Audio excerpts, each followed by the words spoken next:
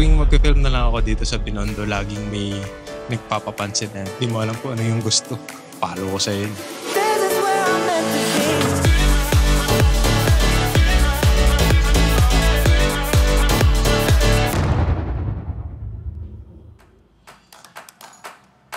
What's up guys, Bon Campus here. Welcome back or welcome to my channel.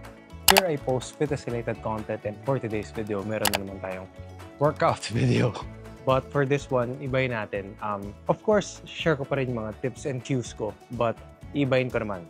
Mag-a-add ako ng onting tips kung paano ko ginagawang ganahan pagka tinatamad magbuhat. Of course, lahat naman tayo nakaka-experience ng walang gana magbuhat. That's normal kasi tao lang tayo. So later sa gym, habang nagbubuhat, isi-share ko yung mga ginagawa ko personally na hopefully makatulong sa inyo na pagka wala rin kayong gana, like today, na feel ko pagod na pagod ako. But before anything else, I would like to ask you guys if you could like the video, subscribe if you haven't already. I'm trying to get to 10K. So please, diba, paabutin niya tayo sa 10K. Oh, like mo na. Like mo na, libre lang eh. Subscribe na rin, ayan, sa baba. Go. Go. Hanggang 5 seconds. 5, 4, 3, 2, 1. Okay na. Okay na. Okay, very good. See you later sa gym.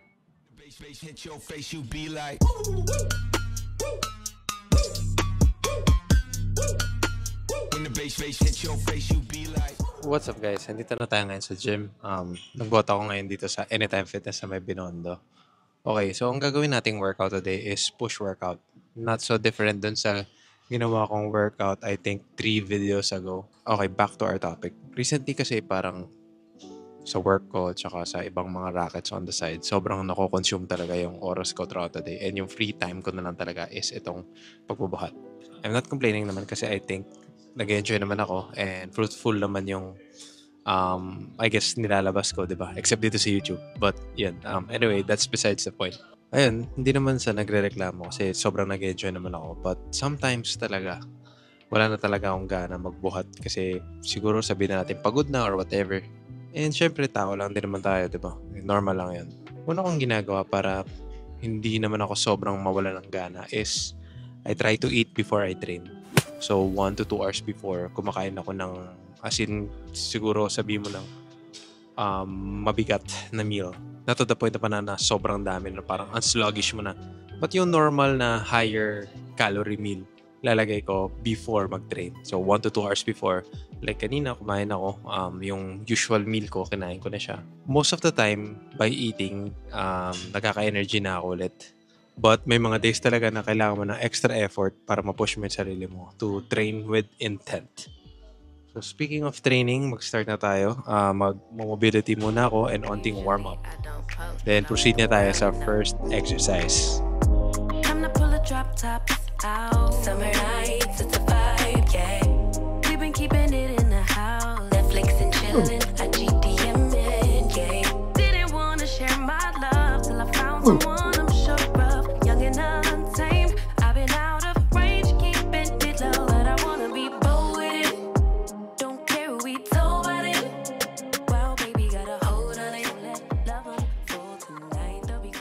Second thing na pwede mong gawin para, alam mo yun, malabanan mo yung wala kang gana is mag-take ka ng pre-workout. So yun, like I mentioned, paulit-ulit na. Teka, hinihingal ako. Nag-overshoot pa ako dun sa set na yun. But at least na-push ko yung sarili ko. But then, anyway, like I mentioned, paulit-ulit na yung pre-workout stock ko from Athlean Nutrition, of course. 2 scoops of Athlean pre-workout, 1 scoop of creatine monohydrate, and 1 scoop ng BCAA, yung green apple. Yung pre-workout kasi, nakakatulong siya to give you more focus and enhance pumps. But, yun nga, minsan pag late na rin kasi parang it's not advisable to take caffeine. Baka hindi ka na makatulog and mas makasira pa, di ba? Parang instead na makatulong yung pre-workout, hindi ka naman makatulog. So, parang counterproductive. Pag kaya mo naman i-handle yung caffeine mo, especially yung Athlean, hindi naman siya ganun kataas. Okay lang. But yun, keep that in mind kung medyo sensitive ka sa caffeine. Now I'm prepared. Wasted a love out loud since we ain't going nowhere. So tonight, baby, need me.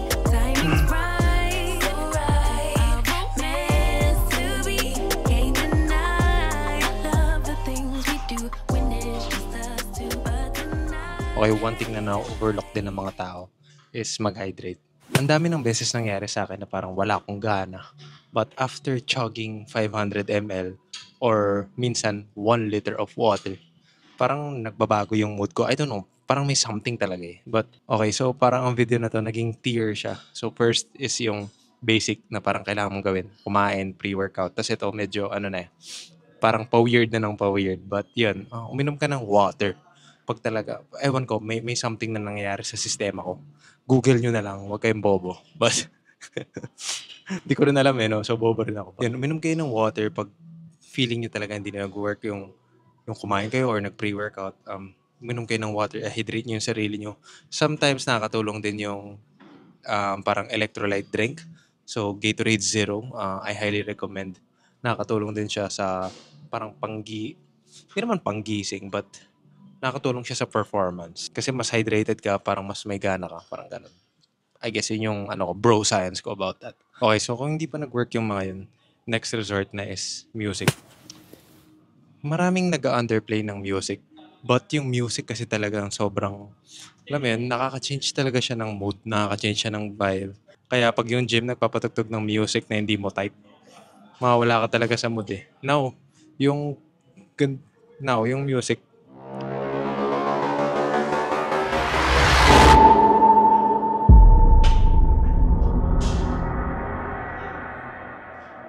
yun, ganun yung mga nakakawala ng gana, 'di ba? 'Di ba naman biglang magpapapansin. Ayun. Yung music kasi malakas talaga maka-change ng mood. Tapos, kanya-kanya naman yan eh. Hindi naman yan parang kung ano yung maganda sa akin, yun din yung maganda sa inyo. And kung ano yung maganda sa inyo, hindi yung maganda sa akin. Most of the time, recently, kikinig ako ng K-pop. Tapos, R&B, yun talaga yung parang go-to ko, dalawa. Tapos sometimes, pag talagang weird, kikinig ako ng blues. Basta marami akong, lagay ko na lang sa pin comment down below yung mga playlist na ginawa ko. But, yun. Pag hindi talaga nag-work yung mga nabanggit ko kanina, tapos pag may kupal pa sa gym, parang naglagay ng barbell na to, palo ko sa yun. Kanig kayo ng music. Tinapos ko lang yung sasabihin ko kanina, tapos sinundan ko yung naglagay nitong barbell sa... Gusto niyo makita guys yung itsura kung paano ako nagpi-film ha? Para makita niya talaga. Nandito ako sa corner ng gym. As in, nasa corner ako. Tapos yung camera ko, naka-magnet dito sa bar. Wala akong iniistorbo talaga. Tapos tong si Idol, galing siya dito. Ayan, galing siya dyan. Tapos, dinala niya yung bar papunta dito sa harapan ko para ilagay lang dito. Hindi ko alam kung ginamit niya talaga to. Bad trip ako eh. Pero parang, ewan ko kung Filipino-Chinese to or mainlander Chinese. Kasi marami rin sila dito. Ano ba yan? Parang tuwing mag-film na lang ako dito sa Binondo, laging may nagpapapansin na di mo alam kung ano yung gusto. Buti ko na talaga siyang, pag tinamaan niya to kanina, buti na lang di niya tinamaan. Ba't ang lapit na? Kung tinamaan talaga, baka pinili ko yung violence. Pero nilapitan ko. Doon di ko kinausap, hinarangan ko lang din siya. Medyo nakaka-bad trip mga ganyang ugali. Hindi naman inaano, dito lang ako sa corner. Nang yun. I'm a good catch, but I never let him catch me. No, I never let him play me. Wild thing, try to tame me. But you got my mood on sunshine. Let's take a trip, souls on big smile. Let's hit this lake, stars are in line. I'm posted, lay with me in the moonlight. I wanna be bold with it. Don't care who we told about it. Well, baby, got a hold on it. Love unfold tonight. They'll be calling us gold. No lies, so bear with it. We can let them stare at it. Now I'm prepared. Instead of love out loud since we ain't going on. So tonight. Okay, now, kung di pa nag-work lahat ng shinare ko, meron pa ako isang sekreto. Maghanap ka ng kupal sa gym. Siguro one thing to add dito sa video na to, huwag natin ilin yung pagiging consistent natin sa gym sa motivation. Kasi yung motivation, ano yan eh, parang it comes and goes. Hindi siya, parang kung lagi kang motivated, parang hindi ka totoong tao. Alam mo yun? Kailangan lang maging consistent. kailangan mong isipin sa sarili mo na kailangan mo itong gawin. Part na to ng ginagawa mo. Kung ganun talaga kayo ka-invested dito, dapat ganun din dapat yung effort level niya sa loob ng gym. To recap, kain, pre-workout, hydrate, music, tsaka kupal. Ganap ka ng kupal na gusto mong pakitaan. Hindi, joke lang. Pero update guys, dinadaan-daanan ko siya kanina.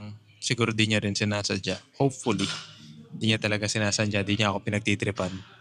Ayun, short lang yung video natin. If you like the video, please like the video. Subscribe if you haven't already. Like niyo yung video. Like niyo na ngayon. Maghihintay ako ulit. Like mo na. Ayan o. Dyan. Dyan sa baba. Like mo na dyan. Dali na. Subscribe dito. Dito. Okay? Naka-subscribe na. Naka-like na. Oh, yung ano naman. Yung bell button naman. Lahat mo na. Huwag mo nang piliin. Personalized. Lahat na. Okay? Okay na. Okay na. So, sige. Again, this is Bon Campos reminding you to follow your passion. Kahit na 0.1% progress lang every day, okay lang kasi it will all add up someday. See you on the next one, guys. I'm out. Peace.